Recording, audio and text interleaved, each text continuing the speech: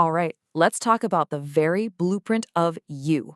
We're going to dive into the powerful, often invisible forces that wrote your personality, your reactions, and even your deepest instincts. Let's get right into it. So, does this hit home?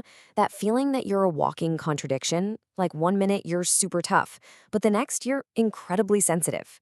You're fiercely independent, but you also crave connection. Well, guess what? You're not alone, and it is definitely not random. There's a reason for that feeling, and we are going to unpack it. Here's the plan. We're going to break this down into 4 key forces. We'll start with the echo of childhood, then we'll move to your generational fingerprint, we'll explore your inner wiring, and finally we'll look at how the scars we carry can actually, believe it or not, make us stronger. Okay, let's dive into our first force, the echo of your childhood. Now, I want you to think of your earliest experiences as the code that wrote your very first operating system. And the wild part? It's still running in the background, right now, influencing pretty much every decision you make today. A really key concept here is something called parentification. This is what happens when a kid has to step up and be the responsible one, the peacemaker, the family caretaker. And here's the crucial part. This is not a sign of maturity. It's a survival adaptation. It's the child's nervous system literally learning to operate in crisis mode as its default setting. And while that survival adaptation, it comes with a pretty heavy price tag that you end up paying in adulthood. I mean, does any of this sound familiar?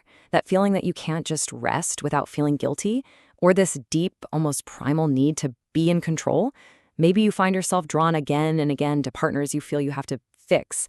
That's because when you grow up too fast, your brain literally learns that being needed is the safest form of love. And asking for help? Oh, no way. That feels like admitting defeat, because your survival once depended on you handling everything, all by yourself. This all leads to probably the most corrosive emotional consequence. We start confusing guilt with shame. See, guilt says, I did something bad. It's about a behavior, something you can change. But shame is different. It's often wired in during those tough childhoods, and it says, I am bad. It's not about what you did, it's about who you fundamentally are. It's the belief that you yourself are the mistake. And that's a whole different kind of weight to carry. Okay, moving on. Our second force is what we're calling your generational fingerprint. This is all about that unique slice of history you grew up in. The technology, the economy, the whole cultural vibe. It all leaves this invisible imprint on your psychology. So let's take the microgeneration of exennials, those of us born in the late 70s and early 80s. Their experience is, well, it's fascinating. They had a totally analog childhood. I'm talking rotary phones, no internet, a time when if you missed your favorite TV show, it was just gone, forever. But then, right as their brains were putting on the finishing touches, bam, the world went digital. This created this kind of psychological bilingualism.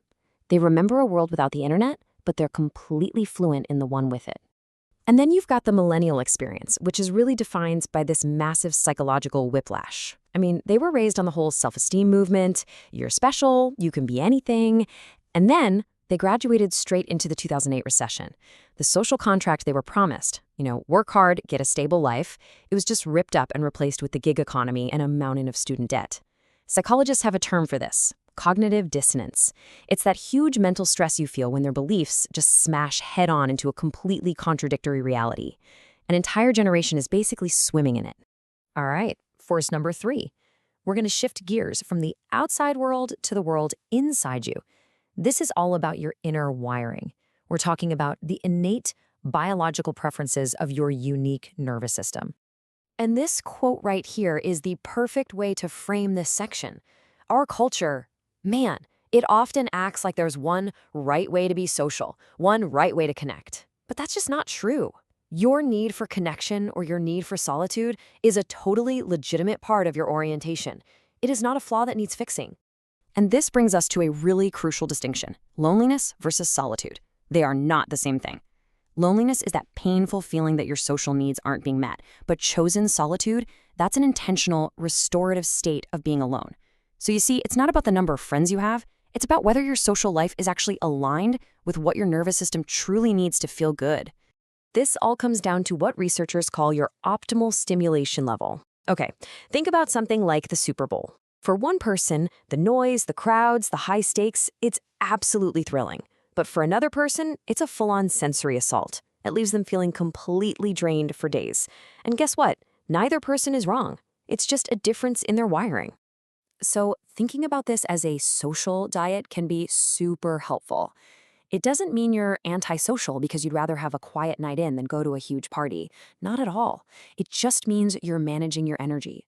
You're honoring what your body and mind actually need to feel regulated and, at peace.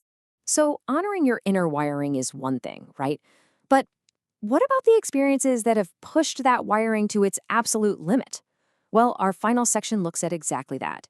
How the things that leave scars can paradoxically become our greatest source of power.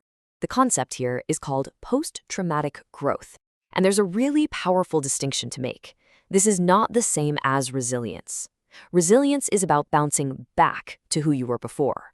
But growth is about bouncing forward. It's about being fundamentally changed by an experience and then rebuilding yourself into someone new, someone stronger. And researchers have actually identified 5 key areas where this growth really shows up.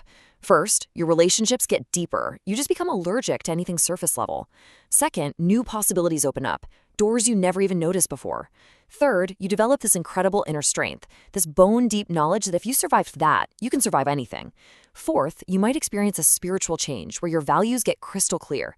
And fifth, you gain this profound appreciation for life itself. The small, ordinary moments start to feel huge. And this is probably the most important takeaway of all, this is not about toxic positivity. Post-traumatic growth does not erase the pain. Growth and suffering can, and very often do, coexist.